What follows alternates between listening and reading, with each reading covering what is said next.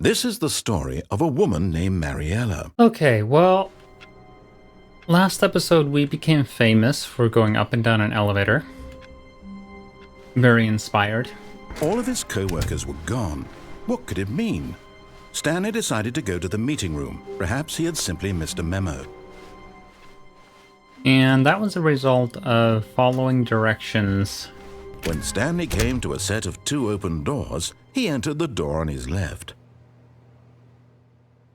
Sure. I'll follow directions for now. Yet there was not a single person here either. Feeling a wave of disbelief, Stanley decided to go up to his boss's office, hoping he might find an answer there. Coming to a staircase, Stanley walked upstairs to his boss's office. Going down. Ooh, spooky. What's this?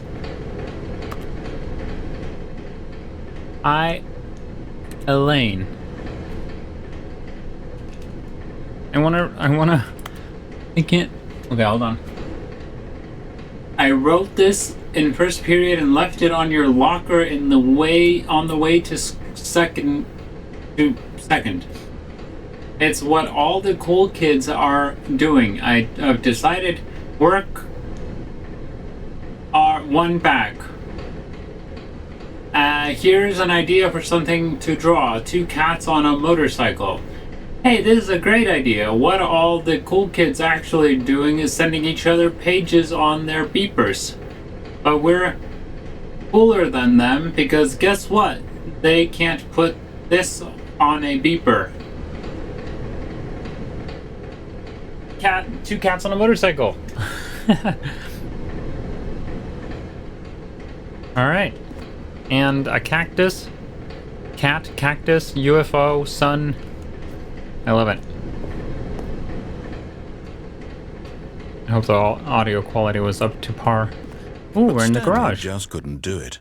He considered the possibility of facing his boss. Admitting he had left his post during work hours, he might be fired for that. And in such a competitive economy, why had he taken that risk? All because he believed everyone had vanished? His boss would think he was crazy. And then something occurred to Stanley. Maybe, he thought to himself, maybe I am crazy. All of my co-workers blinking mysteriously out of existence in a single moment for no reason at all? None of it made any logical sense. And as Stanley pondered this, he began to make other strange observations. For example, why couldn't he see his feet when he looked down? Why did doors close automatically behind him wherever he went? And for that matter, these rooms were starting to look pretty familiar. Were they simply repeating? No, Stanley said to himself, this is all too strange. This can't be real. And at last, he came to the conclusion that had been on the tip of his tongue. He just hadn't found the words for it. I'm dreaming, he yelled. This is all a dream.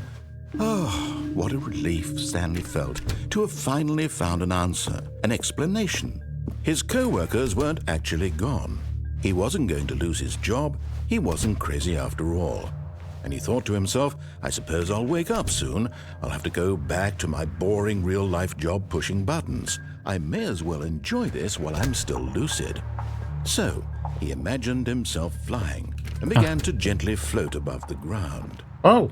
Then he imagined himself soaring through space on a magical starfield, and it too appeared. It was so much fun, and Stanley marveled that he had still not woken up.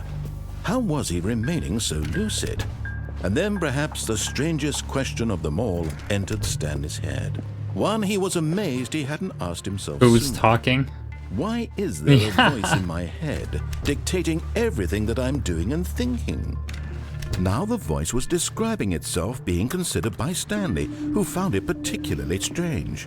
I'm dreaming about a voice describing me, thinking about how it's describing my thoughts, he thought. And while he thought it all very odd and wondered if this voice spoke to all people in their dreams, the truth was that, of course, this was not a dream. How could it be? Was Stanley simply deceiving himself, believing that if he's asleep, he doesn't have to take responsibility for himself? Stanley is as awake right now as he's ever been in his life. Now, hearing the voice speak these words was quite a shock to Stanley.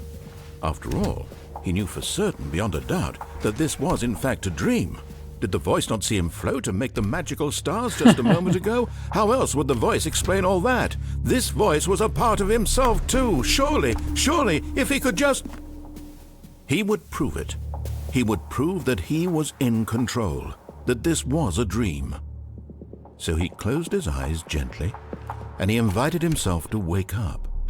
He felt the cool weight of the blanket on his skin, the press of the mattress on his back, the fresh air of a world outside this one. Let me wake up, he thought to himself. I'm through with this dream. I wish it to be over. Let me go back to my job. Let me continue pushing the buttons. Please, it's all I want. I want my apartment, and my wife, and my job. All I want is my life exactly the way it's always been. My life is normal. I am normal. Everything will be fine. I am okay.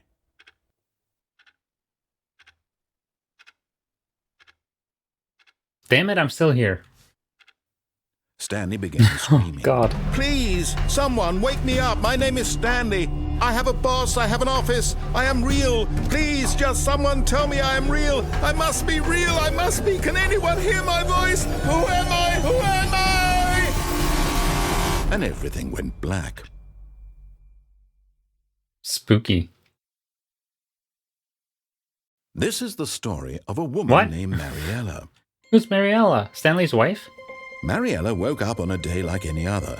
She arose, got dressed, gathered her belongings, and walked to her place Oh my of work. God. But on this particular day, her walk was interrupted by the body of a man who had stumbled through town talking and screaming to himself, and then collapsed dead on the sidewalk. And although she would soon turn to go call for an ambulance, for just a few brief moments, she considered the strange man. He was obviously crazy. This much she knew. Everyone knows what crazy people look like. And in that moment, she thought to herself how lucky she was to be normal. I am sane. I am in control of my mind. I know what is real and what isn't. It was comforting to think this, and in a certain way, seeing this man made her feel better. But then she remembered the meeting she had scheduled for that day, the very important people whose impressions of her would affect her career, and by extension, the rest of her life.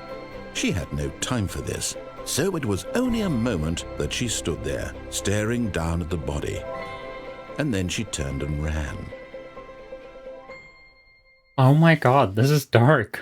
I died this episode? Or I guess Stanley. I'm not Stanley. Am I Stanley? Or are we two people sharing one body?